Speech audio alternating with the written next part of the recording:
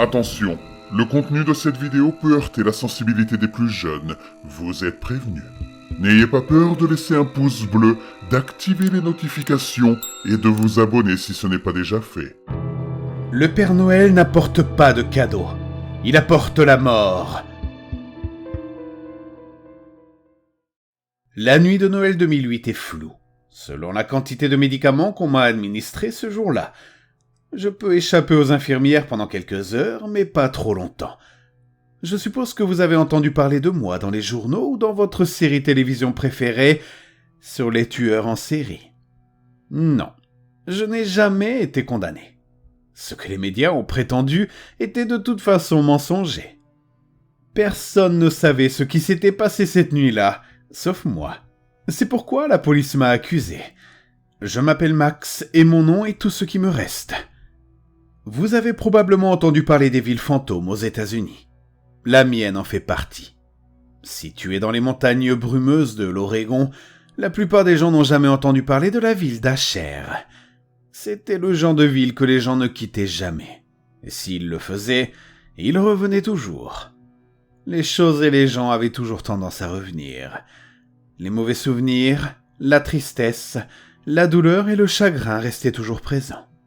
Ils s'envenimaient la nuit, juste avant que l'on essaie de se coucher. Ils s'accumulaient et s'enfonçaient davantage dans la boue. Il y a des forêts, mais pas autant d'arbres que l'on pourrait le croire. La verdure ne pousse pas dans cette ville. La boue l'en empêche. Peu importe la quantité de sauge que vous brûliez, cela ne suffisait pas à purifier cet endroit. Cette ville était hantée, mais peut-être que ses habitants l'étaient encore plus. Je ne me considère pas comme hanté. Je pense simplement que je suis né différent. Quand je suis venu au monde, ma mère m'a dit que je n'étais pas comme les autres bébés. J'avais un visage solennel et des yeux sombres. Elle m'a également dit que je refusais de pleurer. Je ne peux toujours pas pleurer d'ailleurs. Mes yeux ne produisent pas de larmes. Les médecins disent que c'est un trouble. Même lorsque ma grand-mère est décédée, je n'ai pas pleuré. Lorsque ma mère me criait dessus, je ne bronchais pas. Ou même lorsque mon chien a été renversé par une voiture, je n'ai pas versé la moindre larme. Rien. Je ne ressentais pas les choses comme les enfants ou les autres personnes. Je ne ressens rien du tout. À 6 ans, j'ai compris que quelque chose n'allait pas quand je me suis accidentellement coupé la moitié du doigt et que je n'ai pas crié. Il y a quelque chose en moi qui n'existe pas chez les autres. Je suppose que c'était le destin qui a provoqué ces événements. Une sorte de magie prédestinée. Chaque fois que ma mère était ivre, elle me disait que j'étais un garçon de pierre et que tous les garçons de pierre allaient en enfer. Elle était bipolaire quand elle le voulait. Quand elle m'aimait, elle m'aimait. Mais quand elle méprisait le fait d'avoir un enfant, elle me détestait. Il n'y avait jamais de juste milieu. Mon père, lui, était trop occupé à faire comme si tout allait bien. La tête dans les nuages du déni, il savait toujours comment se sentir mieux. Il lui suffisait de détourner le regard ou de quitter la maison. Dommage que je ne pouvais pas vivre dans ces nuages avec lui. Au lieu de ça, j'étais toujours seul. J'étais toujours assis en silence à la table de la cuisine. J'étais toujours seul, regardant par la fenêtre à l'arrière de la voiture. J'attendais que des jours meilleurs arrivent, mais ils ne sont jamais venus. 2008 a été une année riche en événements pour moi. J'avais commencé ma dernière année au collège et j'étais à 1 an du lycée. Ma voix était devenue beaucoup plus grave et la vie semblait pleine de possibilités, jusqu'à ce que mes parents se séparent. Cette séparation a rendu ma vie familiale encore plus difficile. Ma mère buvait davantage, et mon père ne rentrait bien évidemment plus à la maison. Les professeurs me reprochaient de ne pas être attentif, mais ils ne savaient pas que je n'avais pas mangé depuis 2 jours. Le tyran de l'école se moquait de mes côtes visibles et m'insultait. Nous l'appelions Dan le géant. À 13 ans, il mesurait près d'1,80 m. C'était un monstre. La seule personne plus effrayante que lui était son père. Son père était plus grand que lui et encore plus méchant. Même les professeurs avaient peur de lui. Dan était dyslexique, mais il n'était pas très intelligent au départ. Tout enfant qui le corrigeait ou le critiquait se faisait tabasser sur le champ. Pour être honnête, tous les enfants en prenaient pour leur grade. Dan a collé du chewing-gum dans mes cheveux le vendredi avant les vacances d'hiver. Le professeur a dû couper mes mèches et mes cheveux bruns bouclés pour l'enlever. Mon père m'a reproché de l'avoir mérité parce que je refusais de me défendre. Comment diable pouvais-je m'opposer à un colosse d'1,80 m ? Un jour, ils auraient tous ce qu'ils méritaient. Ça, je me le promettais. Oui, un jour, ils le paieraient. Et je parle de toute la ville. La maîtresse nous a fait faire un exercice. Elle l'appelait la magie du Père Noël. Nous devions écrire une lettre au Père Noël pour lui demander ce que nous voulions le plus. Les autres enfants ont ri. Nous savions tous que le Père Noël n'existait pas. Pendant un instant, j'y ai cru. Parce que je n'avais rien d'autre à quoi croire. J'ai demandé au Père Noël quelque chose de très important. Quelque chose que je voulais depuis longtemps.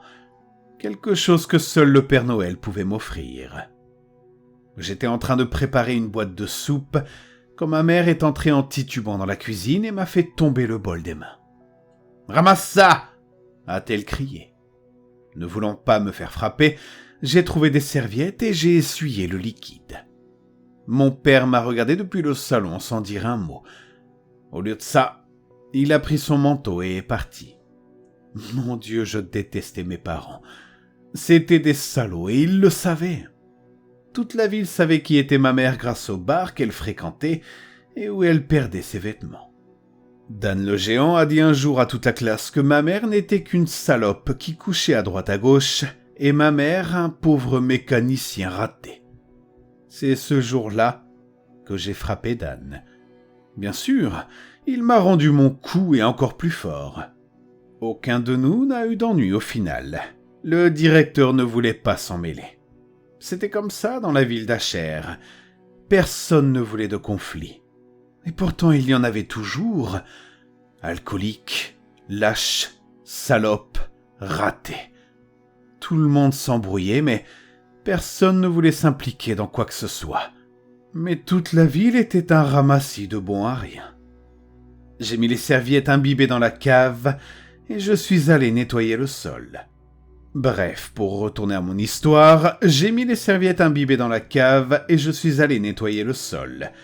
J'étais en colère contre ma mère parce que c'était la dernière boîte de soupe.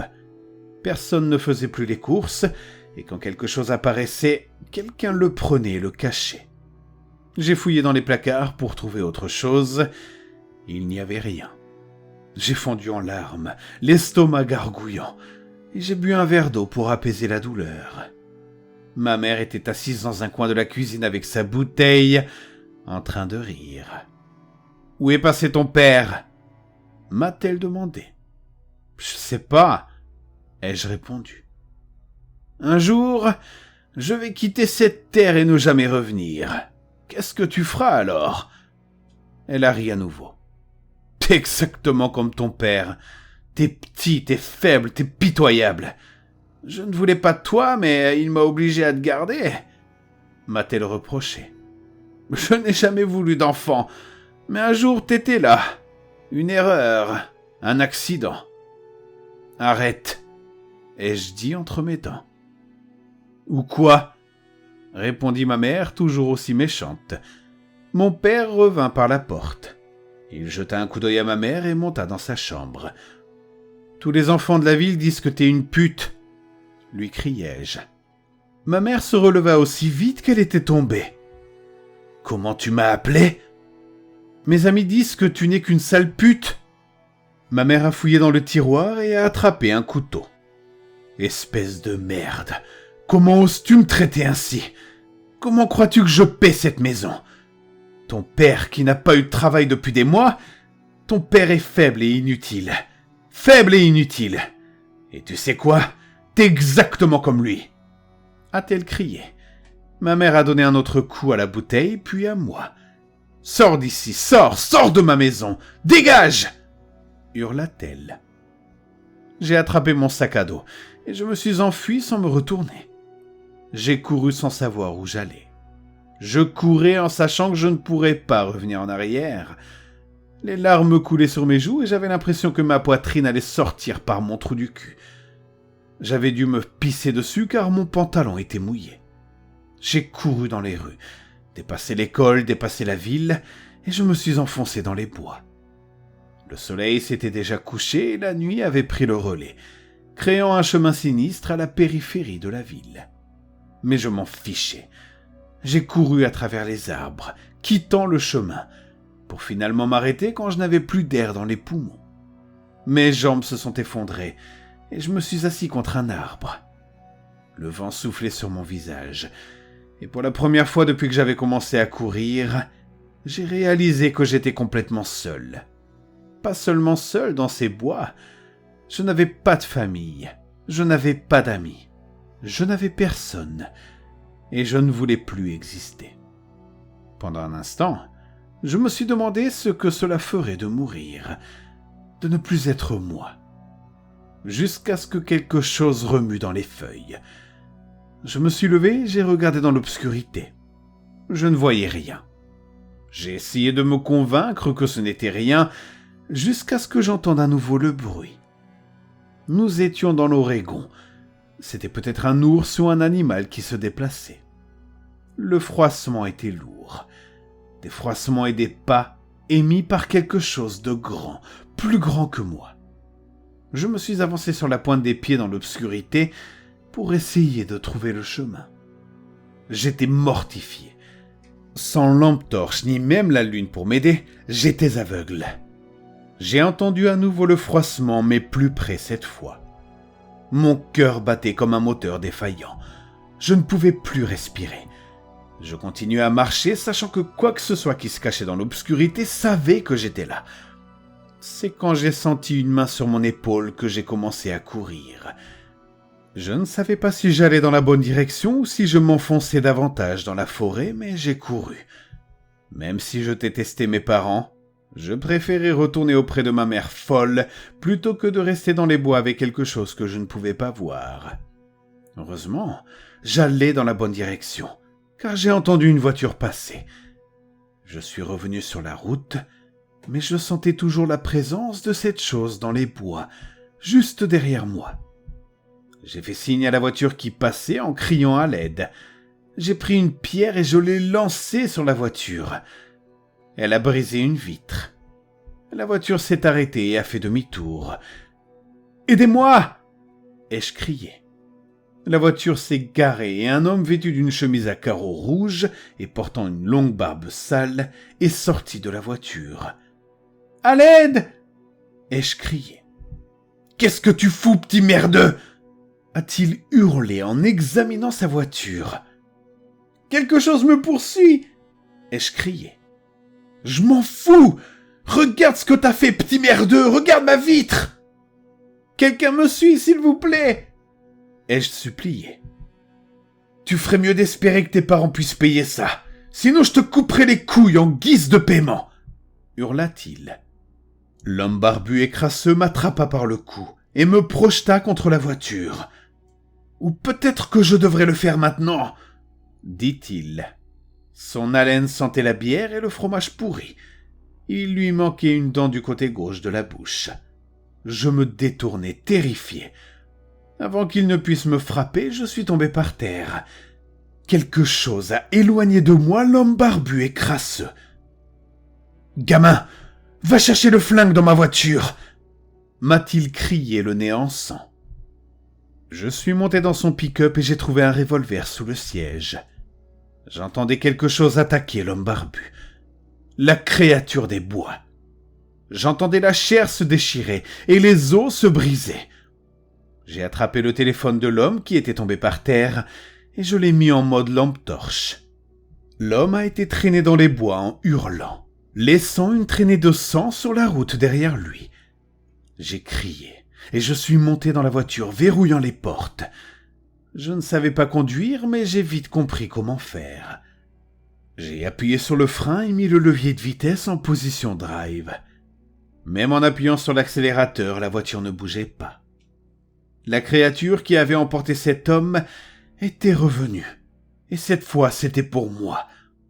Elle tenait la voiture par l'arrière. Je suis sorti et j'ai commencé à courir dans l'obscurité. J'ai essayé d'appeler la police avec le téléphone portable du type, mais quelque chose me l'a arraché des mains et l'a écrasé sur le sol. Je me suis arrêté, sentant la créature tourner autour de moi. Je me suis préparé à être mis en pièces comme l'homme barbu et crasseux. Au lieu de ça, j'ai senti un souffle fétide sur ma nuque. Je me suis retourné sans rien voir. Je savais qu'il ne tarderait pas à me tuer. J'ai fermé les yeux et j'ai attendu. Ma main s'est levée d'elle-même. Quelle que soit cette créature, elle a saisi ma main et l'a tenue fermement. J'ai levé la lumière du téléphone portable vers son visage tremblant. Elle était laide, avec une peau blanche, pâle et écailleuse. Sa bouche était surdimensionnée, avec des dents qui dépassaient de sa bouche ensanglantée. Une longue langue glissante sortait parfois, comme celle d'un serpent qui explore son environnement. Elle était grande et avait des yeux noirs comme du charbon qui me fixaient sans pitié. « Qu'est-ce que tu es ?» ai-je demandé. Ses yeux froids ont plongé dans les miens, mais elle n'a pas répondu. « Merci, merci » ai-je murmuré. J'ai senti une goutte de glace sur mon nez. Il commençait à neiger. Je ne savais pas ce qu'était cette chose, mais j'ai décidé de l'appeler créature. Créature pleura dans la nuit. Ses cris résonnaient dans l'air. J'avais toujours peur, mais je me sentais en sécurité avec elle. Elle m'avait sauvé de cet homme. « Est-ce que tu es seule, toi aussi ?» lui demandai-je. Elle secoua la tête. Qui que ce soit ou quoi que ce soit, créature, elle me comprenait. Elle me jeta un dernier regard, puis s'enfuit dans les bois et disparut entre les arbres.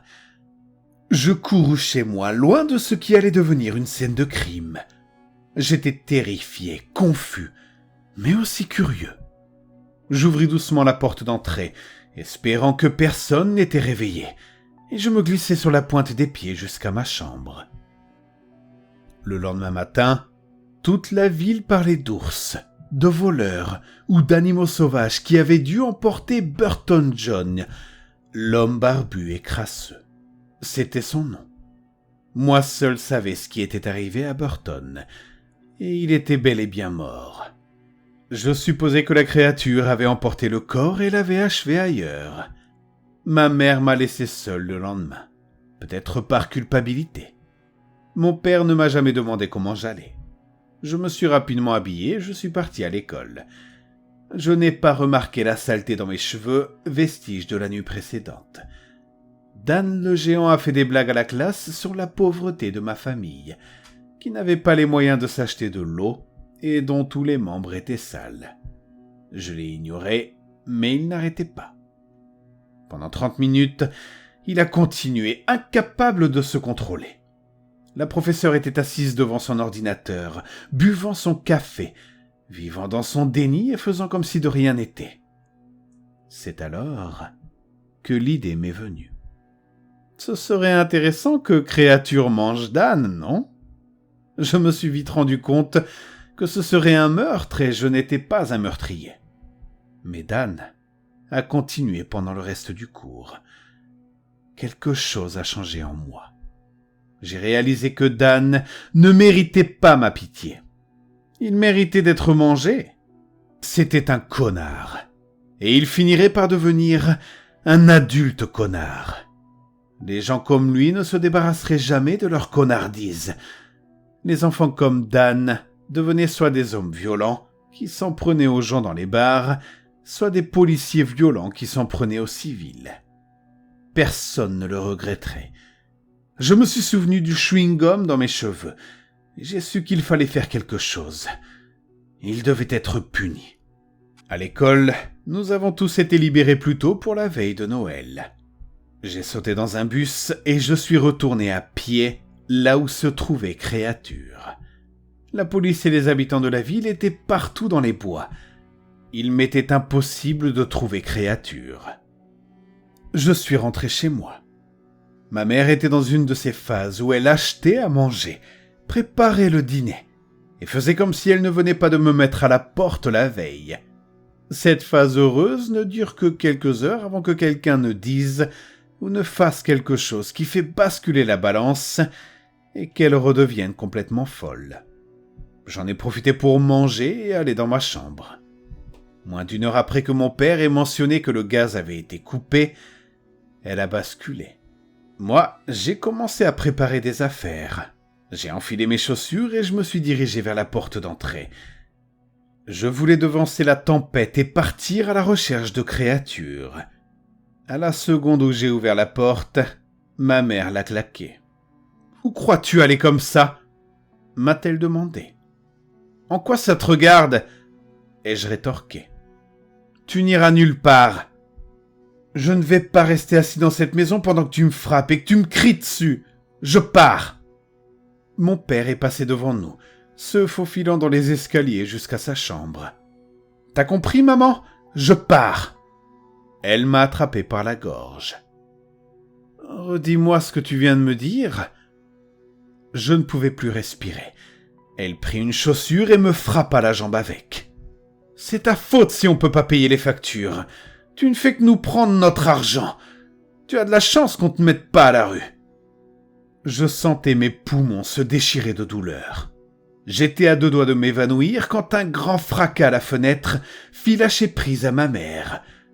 Je n'eus finalement pas besoin de chercher mon ami car il était là dans mon salon. Créature marchait sur les morceaux de verre brisés sans se blesser, comme Jésus sur l'eau. Il courut vers ma mère, l'attrapa et la jeta à travers la pièce. Mon père descendit les escaliers, et en voyant Créature, il courut chercher son arme. Mais Créature était trop rapide. Elle a tranché les chevilles de mon père et il est tombé dans les escaliers. Créature a posé son pied sur le ventre de mon père, l'écrasant et l'éventrant. Ma mère a essayé de s'enfuir, mais Créature lui a lancé une table, l'empêchant de partir. « S'il te plaît, emmène mon gosse, emmène-le loin !» a-t-elle supplié en me montrant du doigt, les larmes coulant sur ses joues. Créature lui tordit le cou et d'un dernier craquement le brisa. Du sang coula de ses yeux et de son nez.